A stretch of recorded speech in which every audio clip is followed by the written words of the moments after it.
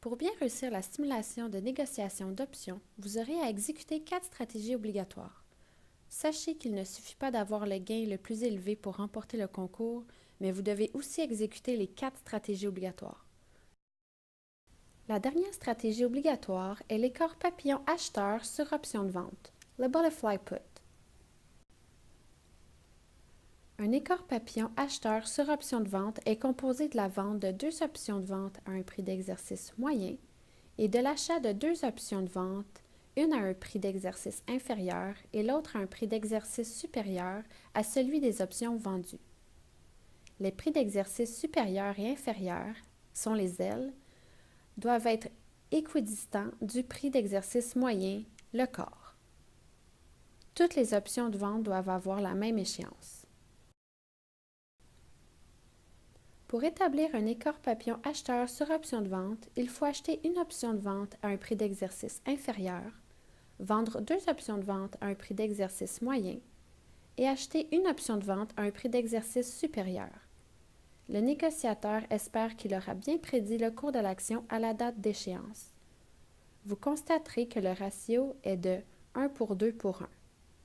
Le gain maximal est égal au prix d'exercice supérieur, moins le prix d'exercice du milieu, moins la prime nette payée.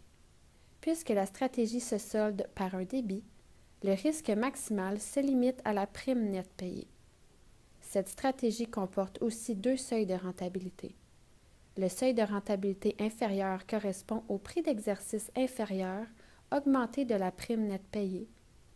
Le seuil de rentabilité supérieur correspond au prix d'exercice supérieur diminué de la prime nette payée.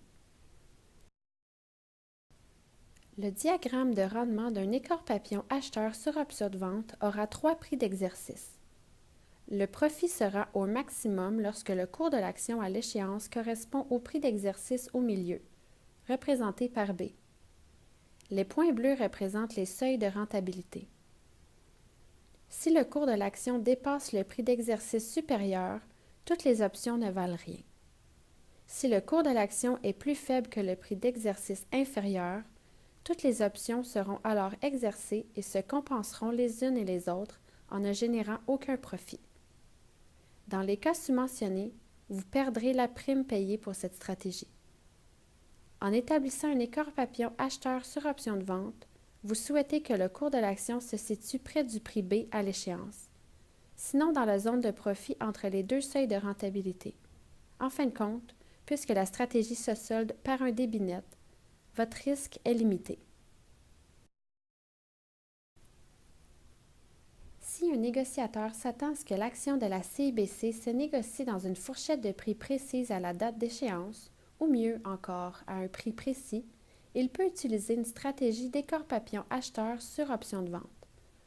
Le négociateur achètera une option de vente dont le prix d'exercice est de 100 $, vendra 2 options de vente de 105 $ et achètera une option de vente à 110 $. Le ratio est de 1 pour 2 pour 1.